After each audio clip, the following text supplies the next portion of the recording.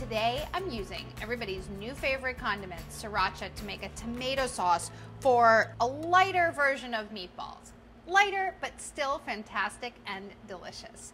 To start off with, have a pound of ground turkey and a pound of ground pork. I already have them here in my bowl. To that, add a third of a cup of dry breadcrumbs, 3/4 of a teaspoon of dry oregano, 1½ teaspoons of salt, and a ½ teaspoon of black pepper.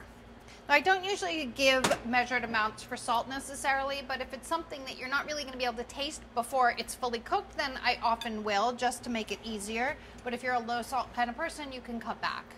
To that, add 1 package of drained chopped frozen spinach.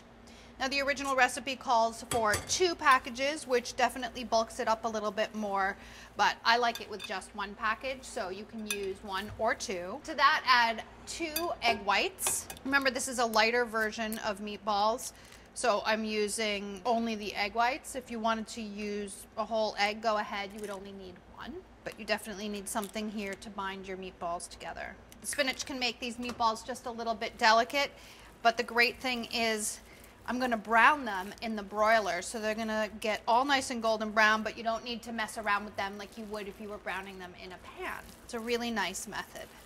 Combine everything with your hands. I have yet to find a better tool for making meatballs or meatloaf than my hands. And believe me, I've tried. So this looks plenty spinachy to me. The addition of spinach definitely makes these a little bit lighter and adds some vitamins and all of those good things that you get from vegetables. And it's right here in your meatball. I like to use damp hands to roll my meatballs. You get a much nicer meatball if your hands are slightly damp.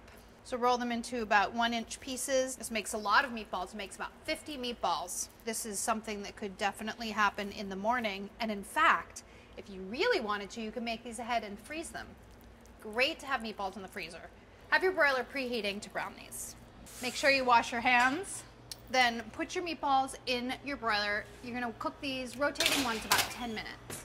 So in a large pot, heat a couple teaspoons of olive oil if you're trying to be low fat, a couple tablespoons if you're not. Add 1 diced onion, 2 cloves of garlic minced. You can add a little bit of salt if you want, a little pepper. When your onions are translucent, then you get to add the special ingredient, 1/4 cup of Sriracha. You can use any garlic chili sauce that you find. You don't have to use the brand Sriracha. Sriracha seems super popular, and I feel like everybody has it in their refrigerators now. And then 2 cans of crushed tomatoes. So now all you really need to do for this sauce is bring it to a simmer. Then you're going to add your meatballs, and everything cooks together for about 10 minutes. Meatballs cook through and the sauce gets a little bit reduced and cooked down. Now that my sauce is simmering, I'm going to put my pasta in because that cooks about the same amount of time as my meatballs. Add some salt to your boiling water. This is a pound of pasta, but this is for 8 servings. So if you're serving less, you can use less pasta. Or if you're hearty eaters, well, just go ahead and use the whole box. Stir around so it doesn't stick, and then now that your pasta's cooking, you can get your meatballs out of the broiler and they go directly into the simmering sauce. So they're nice and brown, but they're not completely cooked through, so they need to be transferred to your sauce.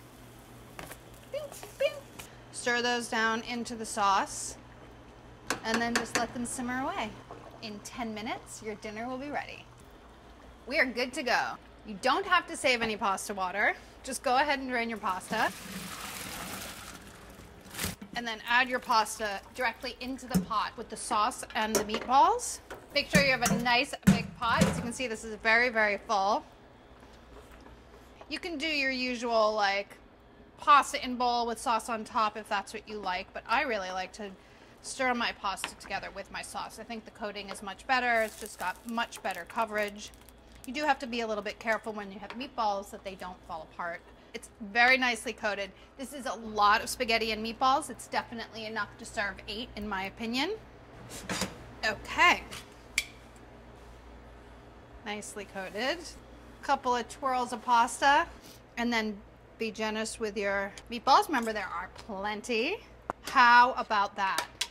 Sprinkle with a little bit of parsley, and there you have it. It's just a little bit spicy. It's got lots of amazing flavor from the Sriracha. Give it a try. I think you're going to adore it. Oh yes,